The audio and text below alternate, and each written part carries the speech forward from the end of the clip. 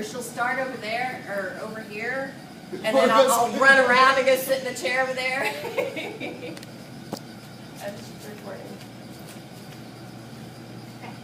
I think almost everyone has heard the phrase, stop worrying so much or you'll make yourself sick, at least once in their life. I know I have. Stress is a normal part of life, but too much stress in your life can be damaging to your health. Stress has been a prevalent part of my life, personally. So I personally interviewed a local physician, Dr. Talbert, as well as did internet research to find more information on the effects of stress on the body and how to manage it in a healthy way. First, I will tell you about the effects of stress on the body in general, and then I will go into more detail about acute stress versus chronic stress, and lastly, I will give you some tips on how to manage your stress effectively. Now I will tell you how stress affects the body in general. According to Dr. Talbert, a family physician here in Denison, Texas, your mental health has a direct correlation with your physical health. Those who are under a lot of stress are mentally unhealthy and in turn are physically unhealthy. Compared to people who are good stress managers or have a lower level of stress in their lives, people who don't manage stress well or have higher levels of stress are more susceptible to illnesses such as the common cold, the flu, and headaches. And this is even more prevalent in people who already have immune disorders or chronic illnesses already, such as cancer, rheumatoid arthritis, or AIDS. Now I will tell you about acute and chronic stress and their effects on the body. I got this information from a website called WebMD and their article entitled Stress Management and the Effects of Stress on the Body. Acute stress is the instant response to a stressor which presents a demanding or potentially dangerous situation.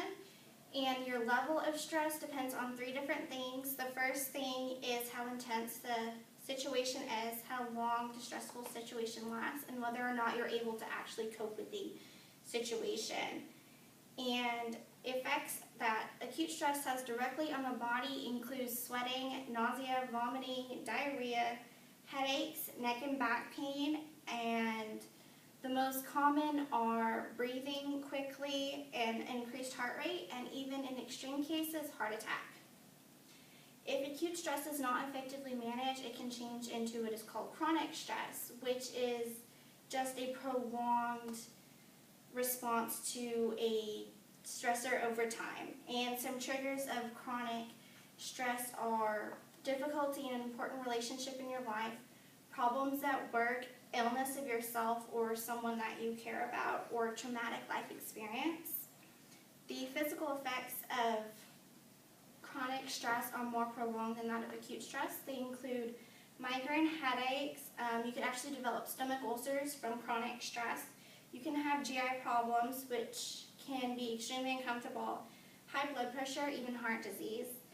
And it can actually even have negative effects on your reproductive system.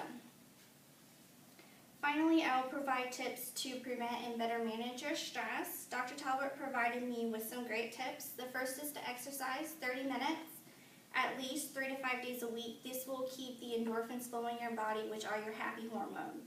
And also to sleep at least 7 hours every night and make sure all your lights are turned off, especially electronics like the TV or the computer, because the light stimulates your brain even though you're sleeping and you don't get an effective amount of sleep.